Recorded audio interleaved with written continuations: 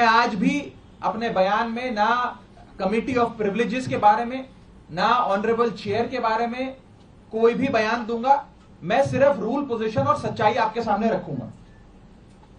पहली चीज तो यह है कि यह रूल बुक है जिसके हिसाब से राज्यसभा चलती है। यह रूल बुक, लाल किताब, इस पे लिखा है rules of procedure and conduct of business in the council of states. इस रूल बुक में जो लिखा है वो मैं आपको बताना चाहता हूं।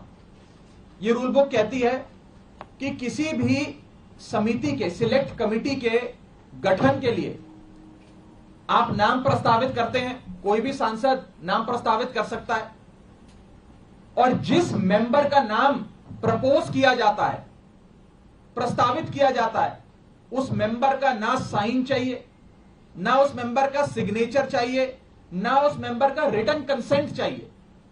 यानी कि इस रूल की किताब में कहीं नहीं लिखा कि सिलेक्ट कमिटी में किसी भी शख्स का, मेंबर का नाम देने के लिए आपको उस प्रस्तावित, प्रपोज्ड मेंबर की रिटन कंसेंट या सिग्नेचर चाहिए। लेकिन एक झूठा प्रचार फैलाया गया कि फर्जीवाड़ा हो गया साइन का।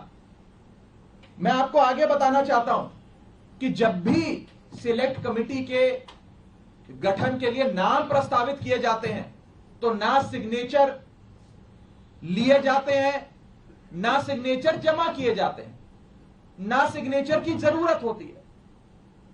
No signatures are required, no signatures are taken and no signatures are submitted. तो जब किसी का हस्ताक्षर लिया ही नहीं, जब कोई हस्ताक्षर जमा किया ही नहीं, तो यह फर्जी साइन का जो एक अफवाह फैलाई जा रही है, यह सरासर गलत, झूठ और बेबुनियाद है। और यह मैं कानून की पोजीशन के हिसाब से बता रहा हूं। और मैं आज इस मंच से बीजेपी के नेताओं को चुनौती देता हूं कि वो कागज लेकर आए मेरे सामने, show me that piece of paper जिसपे ये दस्तखत है। जब कोई दस्तखत है ही नहीं, जब सिग्नेचर होता ही नहीं, तो फर्जी सिग्नेचर की बात कहां से आ गई? मैं चुनौती देता हूं आज बीजेपी को। आप तो इतनी बड़ी पार्टी है, इतनी शक्तिशाली, इतनी ताकतवर सरकार है आपकी, वो कागज दिखाओ मुझे जहां पर हस्ताक्षर है। चुनौती देता हूं मैं आपको। अगर आप कह रहे हैं मैंने कोई कागज जमा किया है जिसमें गलत तरीके से किसी के साइन किए गए हैं, तो वो कागज लेकर आओ। मैं आपको चुनौती देता हूं आज। साथियों, मैं आपको आगे बताना चाहूंगा कि बीजेपी के अज्ञान का, उनके इग्नोरेंस का तो मेरे पास कोई इलाज नहीं है। लेकिन प्रोसेस ये होता है कि जब भी कोई विवादित, कंट्रोवर्शियल बिल सदन के भीतर आता है तो एक समिति गठन की एक प्रक्रिया बताई गई है कि अगर कोई मेंबर चाहे कि इस बिल पर मतदान ना हो, इस बिल पर और चर्चा हो और इस बिल में क्या चेंजेस किए जाएं वो बताए जाएं, उसके लिए एक समिति का गठन किया जाता है। उस समिति में कुछ नाम प्रस्तावित किए जाते हैं और जिस शख्स को उस समिति में नहीं रहना, वो अपना नाम विड्रॉ कर लेता है। ये प्रपोजल है, ये प्रस्ताव है, किसी को जर जबरदस्ती नहीं बिठा दिया। मैं आपको एक बहुत सरल एग्जाम्पल के माध्यम से ये समझाना चाहूंगा और आप सब वो मेरी बात समझ जाए। मान लीजिए कि मेरा जन्मदिन, मैं अपनी जन्मदिन की दावत देता हूं, एक बर्थडे पार्टी आयोजित करता हूं। अपनी बर्थडे पार्टी में मैं 10 लोगों को न्योता देता हूं आने के लिए। 10 में से 8 लोग मेरा न्योता स्वीकार लेते हैं, आ जाते हैं।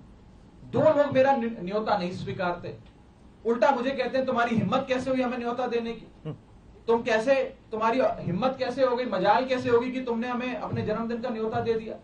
ये वही बात है, मैंने तो समिति में शामिल करने के लिए न्योता दिया, कोई हस्ताक्षर थोड़ी दिया। लेकिन वो 2 लोग मुझसे खफा हो गए।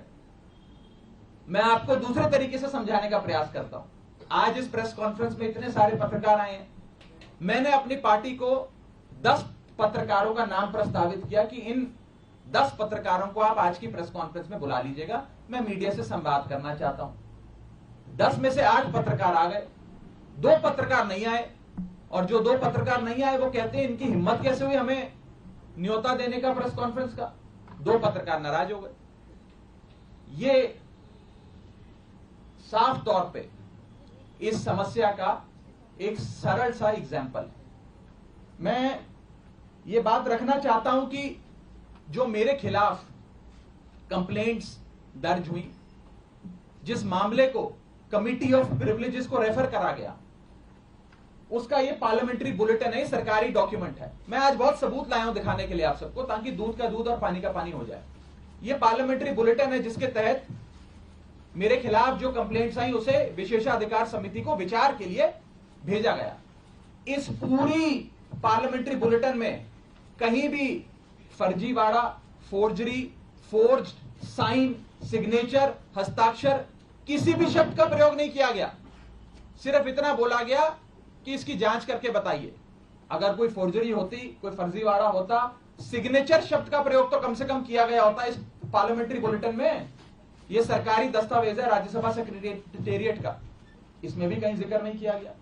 इसलिए नहीं किया गया क्योंकि जब साइन है ही नहीं तो साइन आएंगे कहां से। लेकिन भारतीय जनता पार्टी के झूठ का मुकाबला करना आसान नहीं है, इसलिए आज आपके सामने आकर यह बात रखनी पड़ी। और जहां तक विशेषाधिकार समिति का प्रोसीडिंग्स का मामला है, प्रिविलेज कमेटी का मामला है, इस देश के कई बड़े नेताओं के खिलाफ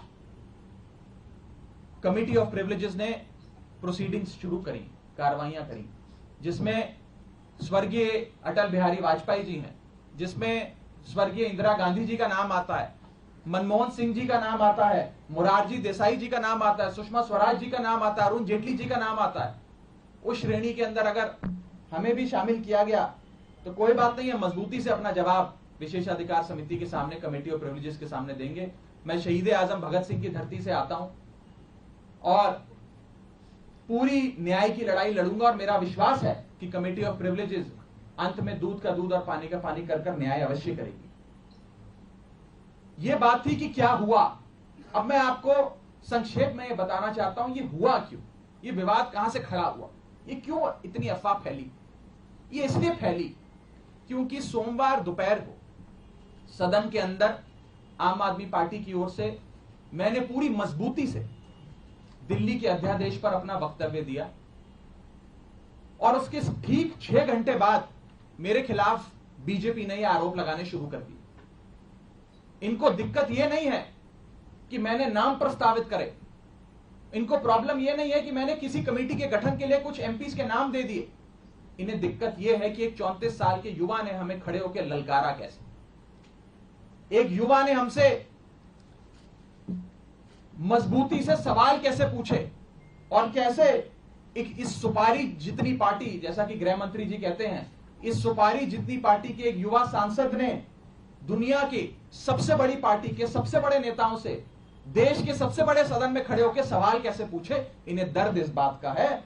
हमने अपने वक्तव्य में बीजेपी के पुराने मैनिफेस्टो दिखाकर उनके डबल स्टैंडर्ड्स को एक्सपोज किया, दिल्ली वालों के लिए न्याय मांगा, यहां तक कि लाल कृष्ण आडवाणी जी और स्वर्गीय वाजपेयी जी के लिए न्याय मांगा।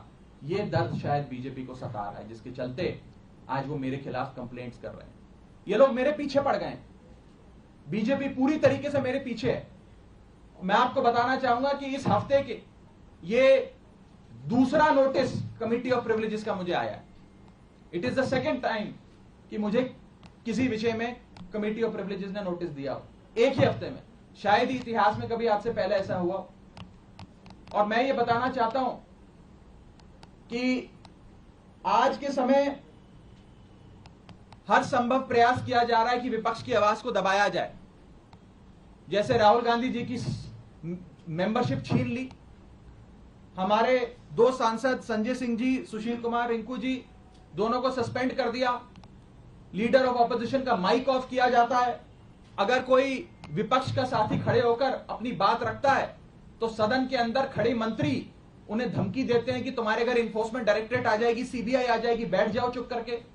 इस प्रकार से एक अघोषित आपातकाल लगाने का प्रयास बीजेपी इस देश में कर रही है, और उनका यही मकसद होगा शायद कि मेरी आवाज को भी दबाया जाए। लेकिन मैं कहना चाहता हूं कि ये युवा आवाज है, अरविंद केजरीवाल की एक सिपाही की आवाज है, ये आवाज दबने वाली नहीं है। आप कार्रवाइयां मेरे खिलाफ जितनी मर्जी करिए, आरोप जितने मर्जी लगाइए, लेकिन ये आवाज ना दबेगी ना बंद होगी। और अंत में मैं हाथ जोड़कर बस इतनी विनती करना चाहूंगा आप सब मीडिया के साथियों से कि ये जो आप लगातार पिछले 3 दिन से बीजेपी के झांसे में आकर ये चला रहे हैं कि कोई फर्जीवाड़ा हो गया, फोर्ज सिग्नेचर हैं, मेरा आपसे हाथ जोड़कर निवेदन है कि इस प्रकार की झूठी खबरें ना चलाएं। मैं आपसे कहना चाहूंगा कि आप सच दिखाएं। आप लोग इस लोकतंत्र के चौथे स्तंभ हैं। कृपया कर बीजेपी के प्रोपेगेंडा में ना फंसें। एक छोटे सेक्शन ऑफ मीडिया ने जरूर एक प्रोपेगेंडा चलाने का प्रयास किया और मुझे मजबूरन उनके खिलाफ कानूनी कार्रवाई करनी पड़ेगी, क्योंकि ना रिकॉर्ड्स में, ना कंप्लेंट्स में, ना पार्लियामेंट्री बुलेटिन में कहीं भी फोर्जरी शब्द का प्रयोग किया गया है। और अंत में मैं इतना ही कहूंगा कि जिन जिन सांसदों ने मेरे खिलाफ फोर्जरी के आरोप लगाए, सदन के बाहर मैंने देखा कई सारे बीजेपी के लोकसभा के सांसदों ने बयान दिए हैं। राज्यसभा के तो शायद किसी सांसद ने नहीं दिए, लेकिन लोकसभा के कुछ सांसदों ने मेरे खिलाफ ये बयान दिए हैं। मुझे उनके खिलाफ भी मजबूरन कमेटी ऑफ प्रिविलेजेस में न्याय मांगने के लिए जाना पड़ेगा, उनके खिलाफ भी कंप्लेंट दर्ज करनी पड़ेगी और कोर्ट के बाहर भी, पार्लियामेंट के बाहर भी, न्यायपालिका में भी न्याय की गुहार लगानी पड़ेगी। और मैं हर संभव लड़ाई के लिए तैयार हूं। मैं बीजेपी से डरता नहीं और ना डरने वाला हूं। बहुत बहुत शुक्रिया। राघव, एक बात स्पष्ट कर दीजिए, आपने कहा एक हफ्ते में दूसरी बार नोटिस आया, तो क्या आपको नोटिस मिल गया है? क्योंकि कल तक ये स्थिति नहीं, अभी मुझे आज का जो विषय है, इस विषय पर मुझे नोटिस नहीं मिला है। जब आएगा नोटिस तो मैं पूरी मजबूती से, इफेक्टिवली, कॉम्प्रिहेंसिवली उसका जवाब दूंगा। लेकिन पुराने वाले एक मसले पे मुझे एक नोटिस प्राप्त हुआ है, सोमवार को प्राप्त हुआ है और मैं उसका जवाब जरूर दूंगा। राघव, रूल बुक ये कहती है कि बातचीत करके भी कंसेंट लेना होता है कि आप देखिए, सांसदों का नाम लिख रहे हैं, क्या रूल बुक ऐसा कहती है?